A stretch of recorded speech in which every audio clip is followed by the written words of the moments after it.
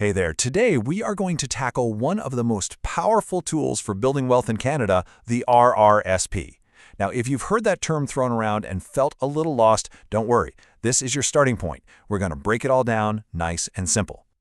Look, we get it. All the jargon, the acronyms, it can feel like you need a finance degree just to get started. And when things are confusing, the easiest thing to do is nothing at all. But putting off retirement planning is a trap. So today, we're cutting through all that noise. No confusion, just a clear roadmap. So here's how we're going to do it. First, we'll nail down the core idea, what an RSSB even is. Then, how you put money in and why that saves you on taxes. After that, the exciting part, how your money grows. Then we'll cover how you eventually use it, and we'll wrap up with a few simple steps you can take right away. All right, let's dive right into section 1. The big question. What is an RRSP? And honestly, why should you even care? Think of an RSSP as a special kind of savings account, like a container. But this container has been officially registered with the government, and because of that, it comes with some seriously powerful perks designed to help you save more for retirement faster. And this is where the magic really happens. An RRSP has two superpowers that a regular savings account just doesn't. First, any money you put in is tax-deductible. That means it lowers your taxable income for the year, which usually means you get a bigger tax refund. Ka-ching! Second, and this is the real game changer, your money grows inside the account completely sheltered from taxes. We call that tax-deferred growth, and it is the secret sauce to building real wealth over time. Okay, so you see the benefits. The next logical question is, great, how much can I actually put in? That's exactly what we're covering right now. So the general rule of thumb is that every year you build up new contribution room. And that room is calculated as 18% of the income you earned in the previous year up to a maximum amount that changes each year. Now that 18% is just the starting point.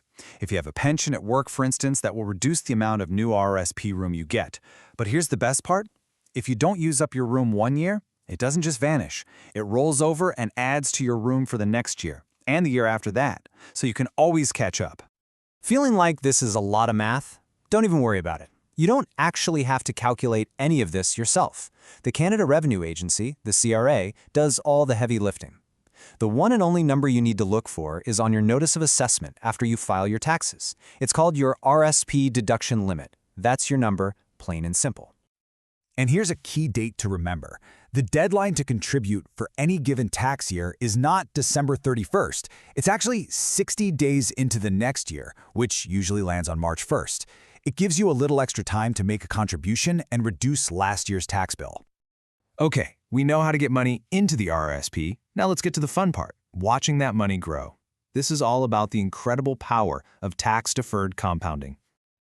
This is the best way to think about it. When you invest, your money earns more money. That's compounding. But in a regular account, the tax man comes every year and melts away some of your snowball. Inside an RSSP, the snowball just keeps rolling and growing, untouched by taxes, getting bigger and faster year after year. It's a massive advantage over the long run. So what do you put inside this special container? Well, pretty much anything you want. You can keep it super safe with cash or GICs, or you can aim for higher growth with things like stocks, mutual funds, or ETFs. The RRSP is just the tax shelter. You decide on the investment strategy inside it. And that leads to a really important question. Is the money safe? Well, the account itself protects you from taxes, but it does not protect you from market risk. The investments you choose can go up or down in value. So it's absolutely crucial to pick an investment mix that matches your comfort level with risk. So how do you manage that risk? Well, a really common approach is to adjust your mix over time. You know, when you're young, you have decades to recover from any bumps in the market, so you might lean more heavily into growth-oriented things like stocks. But as you get closer to needing that money in retirement, you'll likely shift towards more stable, safer investments like bonds to protect what you've built. So you've saved and invested for years, and you've built up a nice nest egg. Now what? Let's talk about how you actually get to use that money. An RSP kind of has a life cycle. During your working years, you're in the contribution and growth phase. Then there's a deadline. By the end of the year you turn 71, you have to close your RRSP. Most people convert it into something called a RIF, which is basically an account designed to pay you a steady income throughout your retirement years. But what if you need some of that money before retirement? Well, there are a couple of special programs, and the big one is the Home Buyers Plan.